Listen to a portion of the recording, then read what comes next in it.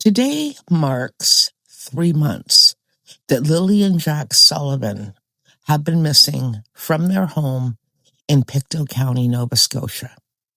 Welcome back to Hidden in the Fog.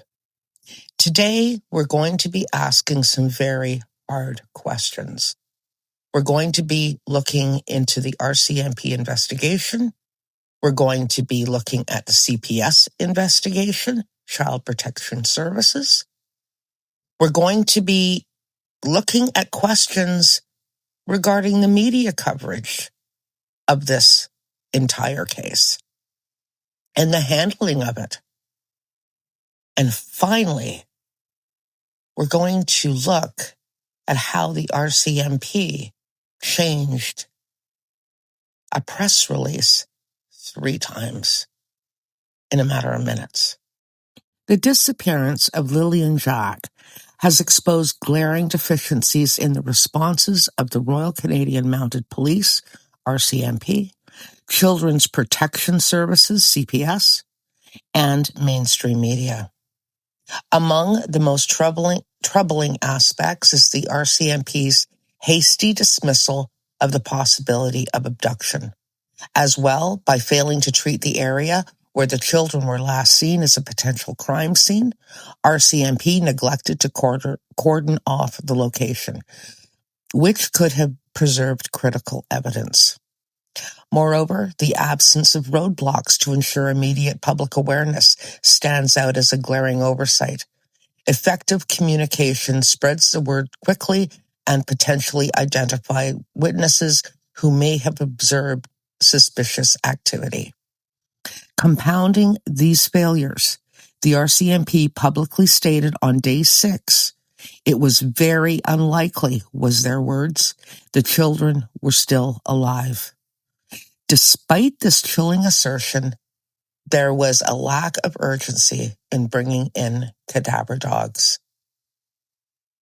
There was even a lack of mainstream media asking the hard question to the RCMP as to why. There's also been confusion, just even how this case has been characterized. Is it a missing person case? Is it a criminal investigation? It isn't just the public who have been confused. The RCMP have been confused about what their own investigation is. And why is it that mainstream media have not picked up on this at all? Why does it take social media to highlight this?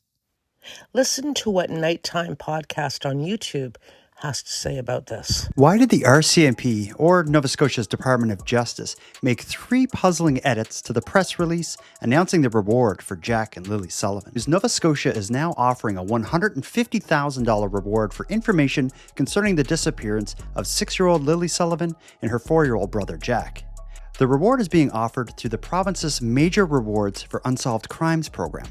Now, considering the name of the program and its focus on resolving unsolved crimes, it seems that we can now confidently say that the investigation is criminal in nature.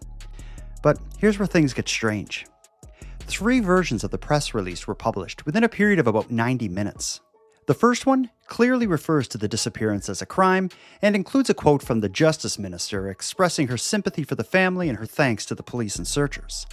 Just minutes later, that version was replaced with an edited version, with the only change being the removal of the minister's quote. It still describes the situation as a crime, but no Justice Minister comments. A weird edit, but not as weird as the third and now final version. It was again updated for a 3rd time. There were still no Justice Minister's comments, but the word crime was removed. Why is the RCMP and the Department of Justice so hesitant to publicly refer to this case as a crime? They've obtained search warrants, they are seeking video footage days before the children even went missing, and now the case is added to the Rewards for Major Unsolved Crimes program. Come on, call it what it is. The involvement of CPS with the Sullivan children prior to the disappearance raises serious questions about their accountability and oversight. If CPS had prior knowledge of potential risks within the household, why were appropriate protective measures not implemented? The lack of transparency regarding CPS's actions and decisions leaves many critical questions unanswered. As the investigation unfolded, CPS's role should have come under intense scrutiny. However, 3 months after the children's disappearance, there has been a noticeable absence of pressure for a thorough investigation into their involvement and actions. This lack of accountability suggests a prioritizing of institutional preservation over the urgent need to ensure safety and well-being of vulnerable children. Mainstream media has proven to be equally disappointing. Rather than focusing on the pressing need for answers and accountability, media coverage has often veered into the human interest aspect, prioritizing emotionally charged narratives. For example, the spotlight on a tour of the property where the children were last seen overshadowed more pressing issues, such as the inadequacies of the RCMP's response and the failures of CPS to protect the children.